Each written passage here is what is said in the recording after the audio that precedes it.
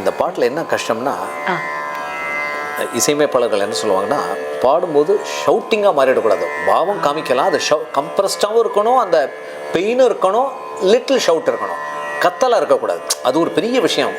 Playback சிங்கிங்கில் அது ஒரு பெரிய டெக்னிக். அது கண்ட்ரோல் இருக்கு. கண்ட்ரோலோட இப்போ பாருங்க, கல்லில் அடிச்சா அந்த கண்ட்ரோலோட பாடணும். கல்லில் ஆன்னு கத்தக்கூடாது.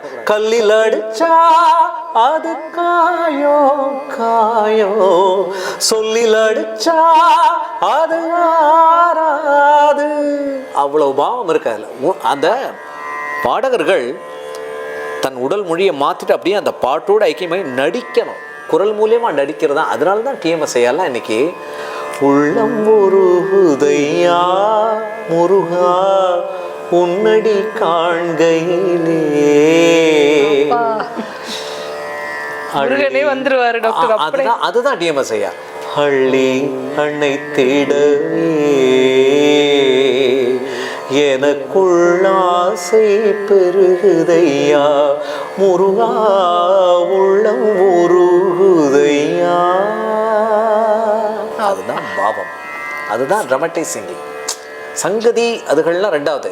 சங்கதி வேணும், அதுக்கு முன்னாடி பாவம், அந்த பாடல், அந்த பொருள், அந்த வார்த்தையோட. இப்போ மேடம் சொன்னாங்க இல்லையா, அந்த வார்த்தையை உணர்ந்து அதுக்கேற்ற எக்ஸ்பிரஷனை ஏற்றி இறக்கி பாடுறதான் ஒரு திரை இசை பின்னணி பாடகருக்கு உண்டான ஒரு பெரிய சவால். அது ஒரு தனி கலை. நான் சொன்ன மாதிரி அவ்வளோ ஈஸி இல்லை, ஒரு நாள்லாம் வந்துடாது.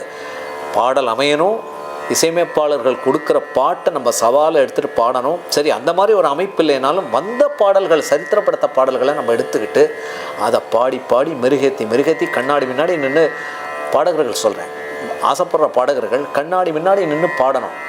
அந்த பாவத்தை நீங்கள் என்ன பாவம் கொடுக்குறீங்கிறத வச்சு தான் உங்களுக்கு இம்ப்ரூவ் ஆகும் பாடும் திறன்.